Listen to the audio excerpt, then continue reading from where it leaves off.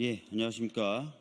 지금부터 상법 개정안, 이사의 충실 의무 대상을 확대하는 상법 개정안을 대표 발의했던 저 박주민 그리고 강훈식 두 의원과 한국주식 투자자 연합회 공동 기자회견을 진행하도록 하겠습니다. 기자회견문 낭독하기에 앞서서 우리 한국주식 투자자 연합회의 정의정 대표님 말씀부터 듣도록 하겠습니다.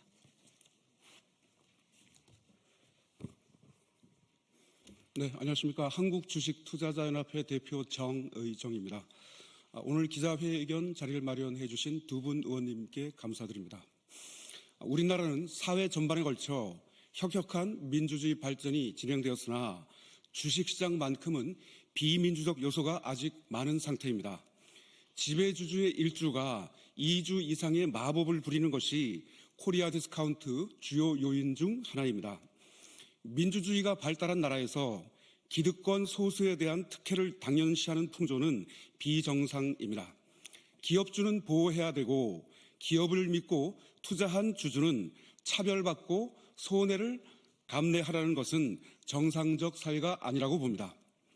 기업 측은 상법 개정안이 통과되면 소송 남발과 투자 위축 및 유상증자가 어렵다고 볼멘 소리를 하고 정부 여당도 그에 동의해서 거부권 행사 후 재표결이 부결되었는데요.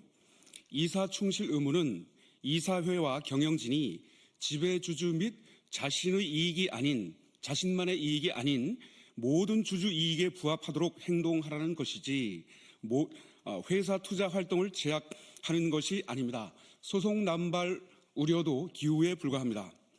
주주의 비례적 이익은 헌법의 평등 정신과 맞닿아 있음에도 힘과 권리의 균형추가 오너와 지배주주에게 과도하게 쏠림으로써 코리아 디스카운트를 장기화시키고 있습니다. 만시지탄이지만 지배주주가 귀족 취급을 받는 주식시장의 잘못된 관행을 타파하고 일반 주주가 차별받지 않는 주주민주주의 시대를 빨리 앞당겨야 합니다. 상법 이사 충실 의무 개정은 비정상을 정상으로, 불평등을 평등으로, 불공정을 공정으로 바꾸는 지극히 당연한 시대의 요구입니다. 1960년대 이후 고도 경제 성장 과정에서 주어진 재벌기업 등에 대한 특혜를 계속 유지하려는 것은 시대착오적이자 비민주적 처사로 즉각 중단되어야 합니다.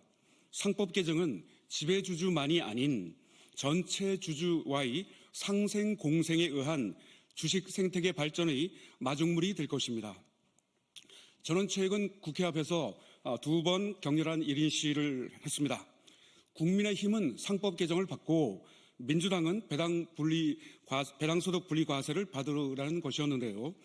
한쪽 날개로 새가 날 수 없듯이 심각한 코리아 디스카운트 해소를 위해서는 상법 개정과 배당소득 분리 과세가 반드시 필요합니다. 양날개가 있어야 합니다.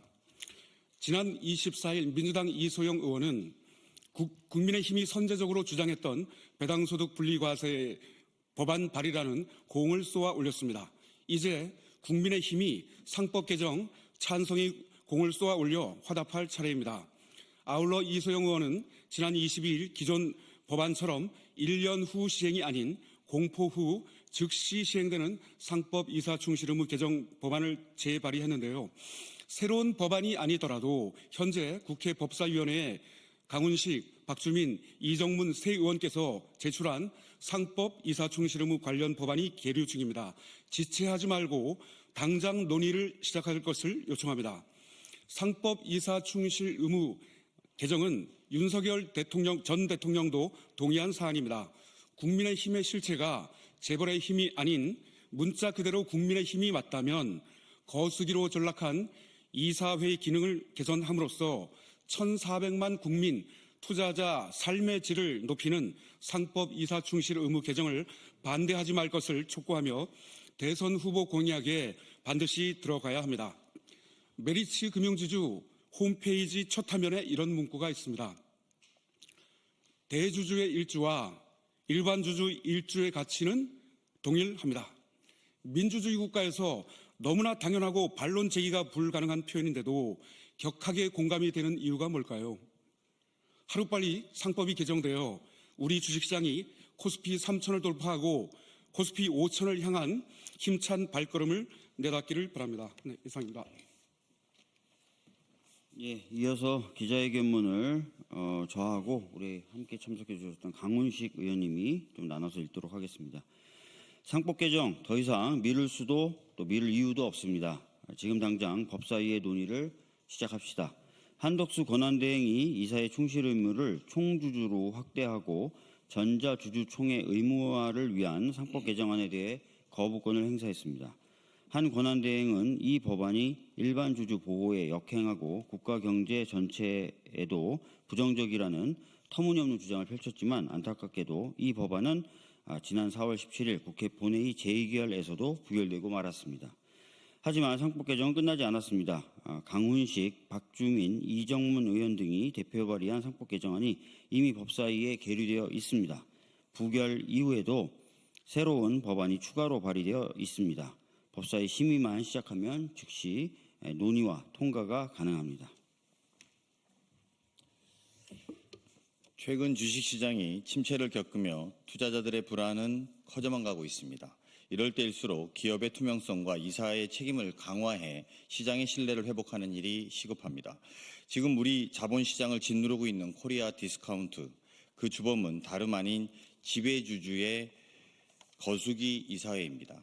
주주에게 불리한 삼성물산 제일모직합병, 지배주주만을 위한 고려아연 하나 에어로 유상증자, 이런 왜곡된 현실을 더 이상 두고만 볼 수 없습니다. 이것을 방치하는 것이야말로 일반 주주 보호에 역행하는 것이고 국가 경제 전체에 부정적인 일 아닙니까?